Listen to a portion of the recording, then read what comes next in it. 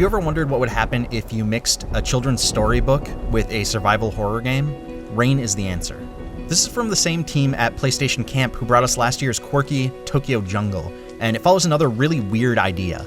You play as a totally invisible kid who can only be seen when he's standing out in the rain. Rain has simple mechanics, but it puts them to great use. It rarely repeats puzzles, and it's constantly throwing out fresh ideas.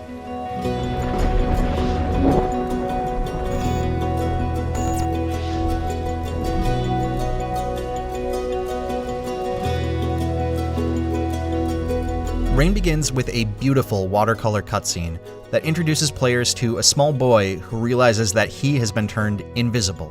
Before long, the boy runs into an invisible girl who's being chased by a monster called the Unknown. Beyond that first cutscene, the story progresses through text that pops up in the environment as you explore, which is a really elegant way to tell this simple story without pulling you out of the game. And while the writing can get a little bit sappy, it charmed me and it pushed me through each chapter. Rain only uses 3 buttons. There's a button for running, there's a button for jumping, and then there is a button for interacting, which lets you grab onto boxes or pick up keys or anything else that the game might need you to do. It may not seem like the boy has a lot of defenses against all of the scary beasts that he encounters in the rain, but those 3 buttons are enough for him to get by. The game does an incredible job of making it really clear what you need to do in each area without holding your hand. And since the boy is always in danger, there is a great amount of tension constantly pushing you forward. I would enter a new area in the game, like this really gorgeous church, and I would just be marveling at how beautiful it was, and I would get really comfortable there. And then an enemy would show up, and I would freak out and panic. It was like this great tug of war. Rain doesn't waste its time, but that also means that it's over pretty quickly. There are 8 chapters in the game, and each one took me about 20 minutes. The short length means that Rain is very tightly packed.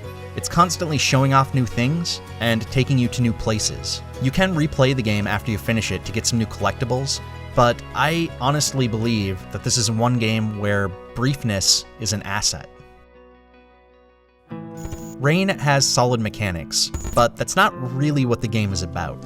It didn't really challenge me. It's more like something that washed over me. It kept hold of my emotions really masterfully, in the way that it moves back and forth between scary and charming. I've played a lot of games this year that were longer or told a deeper story, but I haven't played anything that made me feel quite as intensely as Rain did.